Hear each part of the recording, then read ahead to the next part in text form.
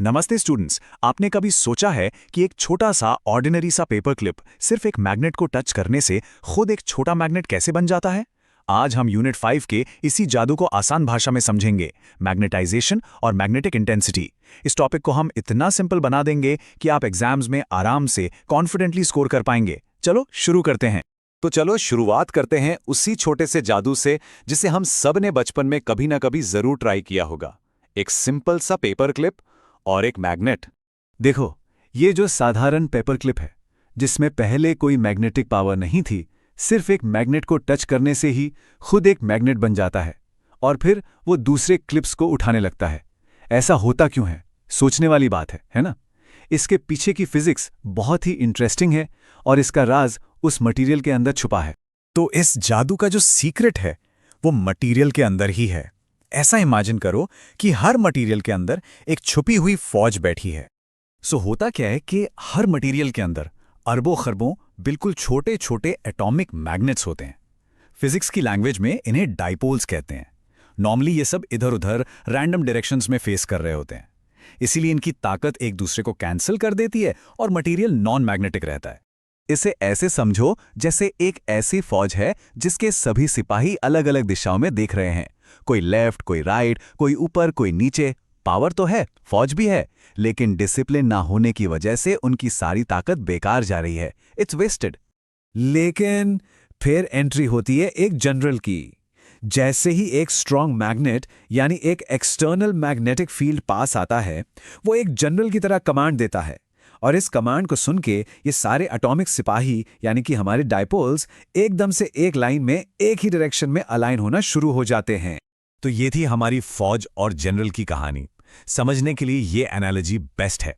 अब चलो देखते हैं कि फिजिक्स की भाषा में एग्जाम्स में इसको कैसे लिखना है। इन्हीं चीजों के टेक्निकल नाम क्या है? ये जो प्रोसेस है ना, फौज का एक लाइन में आना, इसी को फिजिक्स में हम कहते हैं मैग्नेटाइजेशन, जिसे हम कैपिटल M से डिनोट करते हैं। इसकी टेक्स्ट बुक डेफिनेशन है net magnetic dipole movement per unit volume. आसान भाषा में M ये बताता है कि मटेरियल की फौज कितनी डिसिप्लिन्ड हो गई है, कितनी अलाइंड हो गई है। Basically M is the materials response. और वो जो जनरल का कमांड था उसे फिजिक्स में कहते हैं मैग्नेटिक इंटेंसिटी यानी कैपिटल H। ये बात दिमाग में बिठा लो कि H सिर्फ एक्सटर्नल सोर्सेस की वजह से होता है, जैसे किसी तार में बहता हुआ करंट। H का मटेरियल के अंदर क्या हो रहा है उससे कोई लेना देना नहीं, ये बस बाहर से दिया गया कमांड है। तो अब पूरी पिक्चर क्या बनती है? मटेरियल के अंदर का जो टोटल नेट मैग्नेटिक फील्ड है, जिसे हम कैपिटल B से जानते हैं, वो दो चीज़ों से मिलकर बनता है। पहला जनरल का कमांड यानी H और दूसरा फौज का रिस्पॉन्स यानी M। इन दोनों को जोड़ने वाला फॉर्मूला बहुत सिंपल है, B = μ0 H + M। पता है ये H और M का जो कॉम्बिनेशन है ना, ये अक्सर एक एम्पलीफायर की तरह काम करता है। मतलब एक छोटा सा कमांड H एक बहुत बड़ा रिजल्ट भी क्रिएट कर सकता है। कैसे? आइए स्टेप बाय स्टेप देखते हैं। सबसे पहले स्टेप 1, हम बाहर से फॉर एग्जाम्पल करंट के जरिए एक कमांड देते हैं। ये है हमारा magnetic intensity H, the generals command. अब स्टेप 2, इस कमांड को सुनकर मटेरियल के अंदर की आर्मी यानी उसके एटॉमिक डाइपोल्स अलाइन हो जाते हैं। ये है मटेरियल का रिस्पॉन्स, उसकी फौज का अलाइनमेंट यानी मैग्नेटाइजेशन M।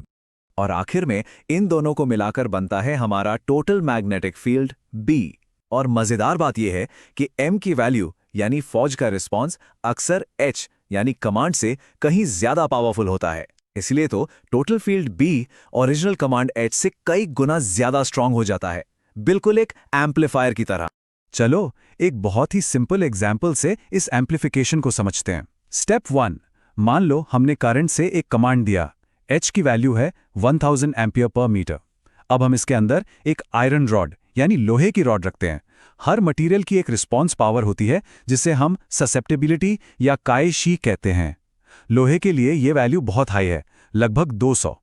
तो स्टेप 2, मटेरियल का रिस्पॉन्स M होगा, M = काई × H। मतलब 200 को 1000 से मल्टीप्लाई करो, ये हुआ 2 लाख एम्पियर पर मीटर। देखा, कमांड सिर्फ 1000 का था और रिस्पॉन्स 2 लाख का। स्टेप 3, अब जब हम टोटल फील्ड B निकालते हैं, B = μ0 H + M से, तो वो लगभग 0.25 टेस्ला आता है। और फाइनल रिजल्ट इस लोहे की रॉड ने ओरिजिनल कमांड को 200 गुना से भी ज्यादा एम्पलीफाई कर दिया। This is the magic. अच्छा, अब आते हैं उस सेक्शन पर जहां स्टूडेंट्स के मार्क्स अक्सर कटते हैं। कुछ कॉमन गलतफहमियां हैं जिन्हें हमें बिल्कुल अवॉइड करना है। सबसे कॉमन गलती, लोग सोचते हैं कि M और B एक ही कीज हैं। बिल्कुल नहीं। इसको ऐसे याद रखो, M सिर्फ मटेरियल का रिस्पॉन्स है, यानी सिर्फ फौज की अलाइनमेंट, जबकि B वो टोटल फील्ड है।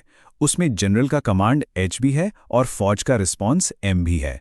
So M is a part of B, not the whole thing.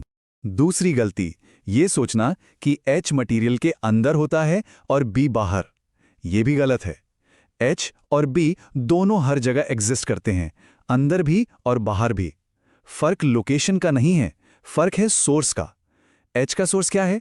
सिर्फ एक्सटर्नल करंट्स, और B वो तो टोटल फील्ड है, हर जगह का। तो चलिए एक क्विक रिकैप करते हैं। जो सबसे इंपॉर्टेंट पॉइंट्स हैं जो आपको एग्जाम के लिए याद रखने हैं, उन्हें एक बार रिवाइज कर लेते हैं। तो ये 4 की टेकअवेज याद रखें। नंबर 1, मैग्नेटाइजेशन M क्या है? सिंपल, फौज का alignment. Number 2, magnetic intensity H क्या है? जनरल का command. Number 3, total field B क्या है? इन दोनों का जोड़ B = μ0 H + M। और चौथा, आयरन जैसे मटेरियल्स इस कमांड को जबरदस्त तरीके से एम्प्लीफाई कर सकते हैं। तो एक सवाल के साथ इस सेशन को एंड करते हैं।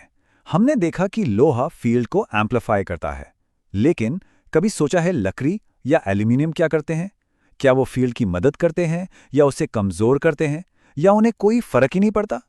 हर मटेरियल की अपनी एक अलग कहानी है, एक अलग कैरेक्टर है, और इसी इंटरेस्टिंग स्टोरी को हम एक्सप्लोर करेंगे अपने अगले सेशन में। मिलते हैं।